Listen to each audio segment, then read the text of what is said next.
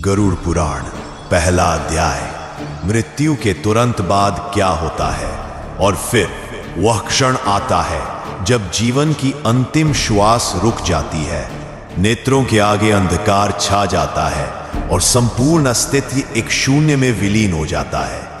किसी ने कभी कल्पना भी नहीं की थी कि आज की सुबह उसकी अंतिम सुबह होगी। परिवार रो रहा होता है, चिकित्सक कहता है अब यह नहीं रहा, किंतु जो चला गया वह सब कुछ देख रहा होता है ऊपर से, आत्मा के रूप में। गरुड़ पुराण कहता है मृत्यु के तुरंत पश्चात आत्मा अचंभित हो जाती है। उसे समझ नहीं आता कि यह क्या हुआ। वह चिल्लाती है, पुकारती है, मैं यही हूं, क्या तुम मुझे देख नहीं रहे? किंतु उसकी पुकार कोई सुन नहीं सकता, क्योंकि अब वह इस लोक की नहीं रही।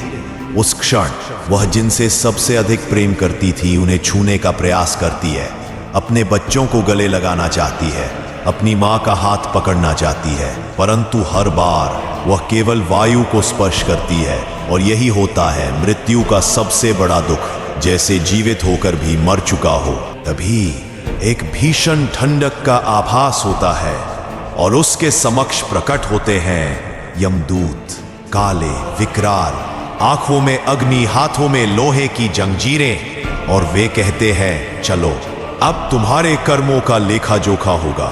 वहीं से आरंभ होती है आत्मा की वास्तविक यात्रा, जहां कोई संबंध काम नहीं आते, ना धन ना नाम, केवल तुम्हारे कर्म जो एक एक अक्षर की भांति ब्रह्मांड में अंकित है।